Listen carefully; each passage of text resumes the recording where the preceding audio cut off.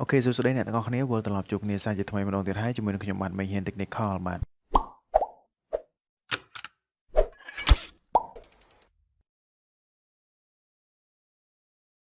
ហើយថ្ងៃនេះផងដែរខ្ញុំនឹងធ្វើការកាត់តរូបភាពដោយប្រើ tool មួយដែលមានឈ្មោះថា Magic Wand Tool បាទហើយក្នុង Magic Wand Tool ហ្នឹងគឺអ្នកទាំងអស់គ្នាប្រហែលជាបានធ្លាប់ស្គាល់ខ្លះហើយនៅក្នុង Magic Wand Tool ហ្នឹងគឺ shortcut របស់វាគឺអក្សរ W បាទហើយខ្ញុំនឹងធ្វើការកាត់តរូបភាពដោយប្រើ Magic Wand Tool ហ្នឹងគឺសម្រាប់កាត់តរូបភាពដូចជារូបម៉ូតូអញ្ចឹងវាមានស្មុកស្មាញមានន័យថាការកាត់របស់យើងវាមានបន្លោះមានកម្មមានអីចឹងទៅយើងប្រើ tool មួយហ្នឹងដើម្បីកាត់ធ្វើឲ្យមានភាពងាយស្រួលបាទហើយដើម្បីកាត់រូបភាពហ្នឹងបានគឺយើងត្រូវមានរូបភាព2បាទទី1 background របស់យើងរូប background តទេហ្នឹងមានថា background ធម្មតាហ្នឹងហើយមួយទៀតរូបម៉ូតូរបស់យើងហើយរូបម៉ូតូហ្នឹងសូមបញ្ជាក់ថាគឺ background របស់វាគឺពណ៌ខៀវឬក៏ពណ៌បៃតងហ្នឹងបាទហើយដើម្បីធ្វើការកាត់ហ្នឹងគឺយើងត្រូវទាញវាចូលក្នុងកម្មវិធី Adobe Photoshop ហ្នឹងមកបន្ទាប់មកទៀតយើងនឹងធ្វើការកាត់អូខេកុំឲ្យខាត់ពេលវេលាយូរឥឡូវយើងចូលទៅខ្ញុំសូមបង្ហាញអ្នកទាំងអស់គ្នាតែម្ដងទៅចូលទៅអនុវត្តផ្ទាល់តែម្ដងបាទនេះជាផ្ទាំងកិច្ចការដែលយើងបានបង្កើតបាញ់មិញណាបន្ទាប់មកទៀតខ្ញុំចូលទៅយក background របស់យើងមែនទេ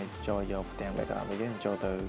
file យកពី open បន្ទាប់ពីអញ្ចឹងហើយនេះ background ដែលខ្ញុំចង់បានឥឡូវខ្ញុំ open វាមួយមកនេះគឺជាផ្ទាំង background ដែលយើងត្រូវកាត់រូបភាពម៉ូតូយកមកដាក់លើហ្នឹងមានន័យថាយើងធ្វើយ៉ាងណាកាត់ឲ្យវាមើលទៅយ៉ាងស៊ីគ្នាបន្តិចណារបៀបដូចគេធ្វើបទបង្ហាញពីម៉ូតូអីចឹងគឺគេដាក់អញ្ចឹងរបៀបដូចគេតាមពីពណ៌ម៉ូតូអីចឹងណាអូខេហើយឥឡូវមួយទៀតខ្ញុំចូលទៅយករូបម៉ូតូបាទខ្ញុំចូលទៅ file យកពាក្យ open ដូចគ្នាហើយនេះរូបម៉ូតូរបស់យើងបាទខ្ញុំ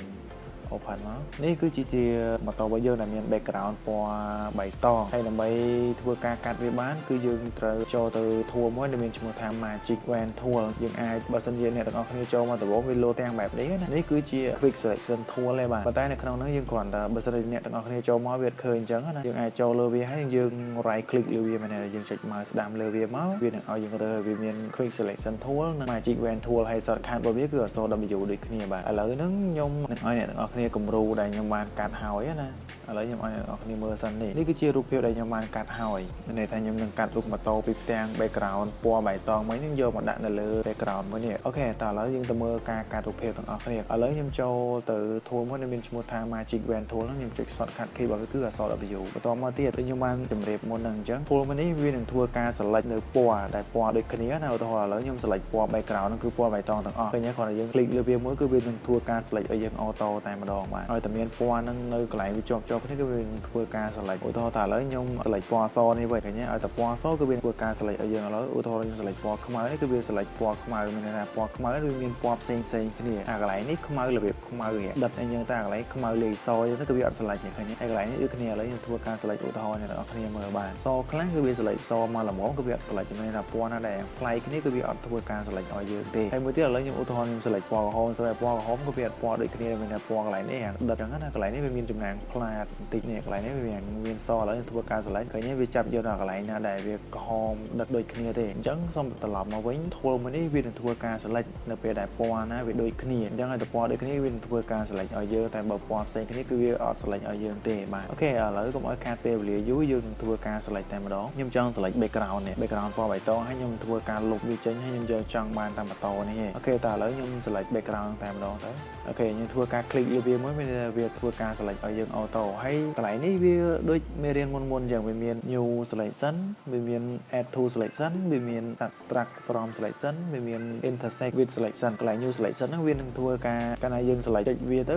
វានឹងធ្វើការ select ថ្មីមានន័យថាការ selection ថ្មីឲ្យយើងណាហើយប៉ុន្តែបើសិនជា add selection នេះ add to selection ហ្នឹងមានន័យថាបើសិនជាយើងប្រើ tool មួយហ្នឹងគឺវានឹងឥឡូវយើងចង់ add អញ្ចឹងហើយយើងចង់ add to selection មួយទៀតយើងចុចចឹងទៀតមកវាមានន័យថាវា select ទាំង background ហ្នឹងហើយវា select នឹងពណ៌សមួយទៀតហើយ subtract from selection នេះ subtract from selection ហ្នឹងវានឹងធ្វើការលុបកន្លែងហ្នឹងគឺវាធ្វើការលុបឥឡូវឧទាហរណ៍ខ្ញុំដកកន្លែងហ្នឹងមួយចេញវិញចុចលើវានឹងធ្វើការ unselect កន្លែងហ្នឹងចោលវិញហើយនេះ intersect from selection មានន័យថាឥឡូវខ្ញុំចង់ select អញ្ចឹងហើយនៅក្នុង select នេះធ្វើការ select កន្លែងនេះមួយទៀតអញ្ចឹងវានឹងផ្ដាច់ឲ្យយើងមានថាវា select យកដល់កន្លែងហ្នឹងកន្លែងណាដែលវាជាចំណុចសាមអាមូលមួយគ្នាវានឹងធ្វើការផ្ដាច់ឲ្យយើង auto តែម្ដងបាទនេះឃើញទេណា អូខេឥឡូវខ្ញុំយក new selection វិញតែនេះគាត់ជាការឧទាហរណ៍របស់ខ្ញុំទេបាទទៅខ្ញុំនឹង select លើវាហើយប្រហែលជាពិបាកយល់ទេព្រោះវាត្រឡប់មកខ្ញុំគាត់ចង់ឧទាហរណ៍អ្នកទាំងអស់គ្នាបានយល់កាន់តែច្បាស់ពី tool មួយហ្នឹងបាទឥឡូវយើងធ្វើការ select លើវា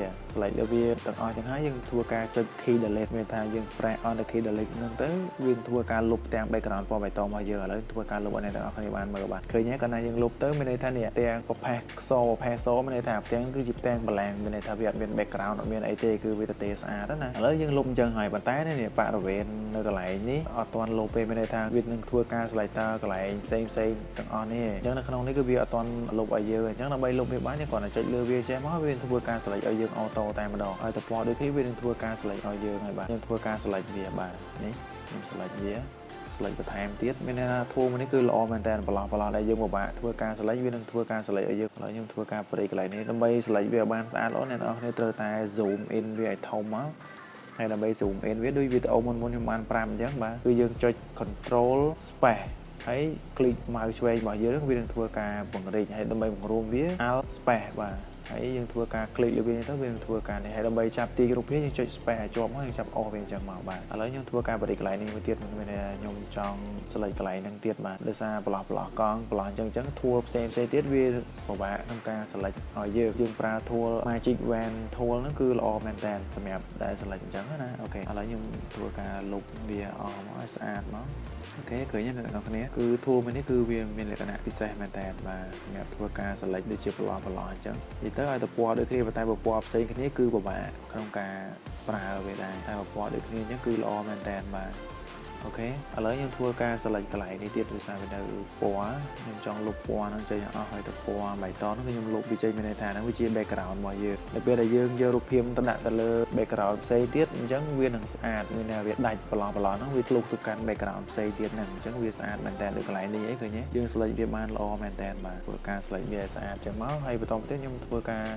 ហាន់ zoom វាវិញឃើញទេអ្នកទាំងអស់គ្នាយើងធ្វើការ select វាបានស្អាតមែនតើគឺដាច់ល្អមែនតើបាទហើយដើម្បីទាញវាចូលទៅ background របស់យើងបានគឺយើងប្រើ move tool shortcut key របស់វាគឺអក្សរ V បាទនេះ move tool របស់យើងបាទហើយធ្វើការទាញរូបភាពដែលយើងកាន់បាញ់មានន័យថាទាញ layer របស់វាចុះមកក្រោមមកដើម្បីងាយស្រួលបាទហើយបន្តមកទៀតយើងប្រើ move tool ដដែលចាប់ទាញវាដាក់លើ background ដែលយើងចង់ដាក់ហ្នឹងបាទដាក់អញ្ចឹងមកមួយនេះខ្ញុំអាចបិទវាចោលបានបិទវាចោលអញ្ចឹងទៅហើយបន្តមកទៀតខ្ញុំធ្វើការស្រែវាមានន័យថាដាក់មកអញ្ចឹងទៅវាធំជ្រុលអញ្ចឹងទៅខ្ញុំចង់ធ្វើការស្រែវាចង់ស្រែវាឲ្យវាស្អាតជាងហ្នឹងអីទៅខ្ញុំចុចលើ control T ខ្ញុំធ្វើការប្រូមវាបន្តិចមកហើយចុច shift ឲ្យជាប់មកយើងធ្វើការចាប់ប្រូមរូបភាពរបស់យើងហ្នឹងបាទហើយធ្វើការដាក់កន្លែងណាដែលយើងចង់ដាក់វាមកឧទាហរណ៍ខ្ញុំដាក់កន្លែងហ្នឹងហើយខ្ញុំប្រូមតិចទៀតមកអូខេនេះឃើញទេស្អាតអញ្ចឹងយើងមកមើលកន្លែងប្រឡោះកង់មកវាវិញឃើញទេគឺវាធ្លុះស្អាតហើយកន្លែងហ្នឹងគឺវាដាច់ស្អាតហ្មងបាទយើងនេះឃើញទេយើងអស់ទៅកន្លែងណាក៏កន្លែងប្រឡោះកង់ហ្នឹងវាធ្លុះដែរមើលទៅឃើញបើសិនជាយើងអត់ select កន្លែងហ្នឹងដាច់ស្អាតទេវានៅជាប់ background ចាស់របស់វាអញ្ចឹងមើលទៅគឺអត់ស្អាតទេរូបភាពដែលយើងបាន select នេះឃើញទេនេះប្រឡោះអីគឺស្អាតតែម្ដងបាទគឺស្អាតមែនតើប្រើធូបហ្នឹងគឺវាល្អមែនតើបាទអូខេអត់មានអីទេវីដេអូហ្នឹងតែប៉ុណ្្នឹងទេបាទអ្នកទាំងអស់គ្នាហើយបើសិនជាមានចម្ងល់អីអាច comment នៅខាងក្រោមវីដេអូហ្នឹងបានហើយបើសិនជាអ្នកទាំងអស់គ្នាអត់ទាន់មើលវីដេអូមុនទេអាចចូលទៅមើលបានជាមួយនឹង channel របស់ខ្ញុំបាទគឺMengHeanដែលបង្រៀនអ្នកទាំងអស់គ្នាពីរបៀបប្រើប្រាស់កម្មវិធី Adobe Photoshop ឬក៏កម្មវិធីអីផ្សេងទៀតហើយបើសិនជាអ្នកទាំងអស់គ្នាចង់សិក្សាអីបន្ថែមទៀតទាក់ទងជាមួយនឹងការ design រូបភាពកាត់តរូបភាពឬចង់សិក្សាអីផ្សេងទៀតអាច comment នៅខាងក្រោមវីដេអូបានខ្ញុំនឹងព្យាយាមធ្វើវីដេអូជូនដល់អ្នកទាំងអស់គ្នាបាទជាចុងក្រោយនេះវីដេអូរបស់ខ្ញុំចប់ហើយវាវែងណាស់ហើយអូខេហើយបើមានកំហុសខុសឆ្គងកន្លែងណាក៏សូមខន្តីអភ័យទោសផងដែរបាទជួបគ្នានៅវីដេអូក្រោយទៀតហើយបើសិនជាមានចម្ងល់អីអាច comment នៅខាងក្រោមវីដេអូបានហើយកុំភ្លេចជួយចុច subscribe ម្នាក់មួយផងបាទអូខេអរគុណច្រើនបាយបាយ